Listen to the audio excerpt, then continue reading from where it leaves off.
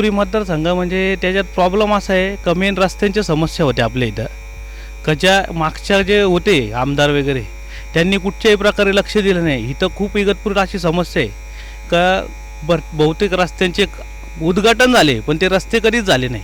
त्याचं जिवंत उदाहरण म्हणजे आता मागच्या साईडचा रस्ता हायवेकडनं येताना तो आमदारच्या निधीमधनं 2020-21ला पाटी होती तिथं लावलेली, खोसकर साहेबांनी केलं ते, पण त्याचा रस्ता कधीच झाला नाही. रस्ता झाला नाही म्हणजे नुसतं रस्त्याचं नाही, सोलिंग पण नाही केली त्यांनी, का कुठं माती टाकली किंवा खडी टाकली, काहीच कामच कधी केलं नाही. त्याचा निधी कुठं गेला याचा कुठंच तपास नाही आणि कुठच्याही प्रकारचा विकास होत नाही इथं, नाही का. तर आमचं आज ह्या गोष्टीमुळं आम्ही आज सगळं महाविकास आघाडी मिळून इगतपुरीतली निर्मलाताईंच्या मागे उभे राहिलेलो आहे खंबीरपणे, का जेणेकरून निर्मलाताई हे अनुभवी आमदार आहेत. ह्याच्या अगोदर त्यांनी 2 वेळेस आमदारकी भूषवली, मागच्या वेळेस त्यांचं कुठच्या काही कारणास्तव राहून गेलं, पण यंदा पुन्हा ते येतील ही अपेक्षा आहे आणि आम्ही त्या अनुषंगानेच त्या गोष्टींकडे लक्ष देतो आहे.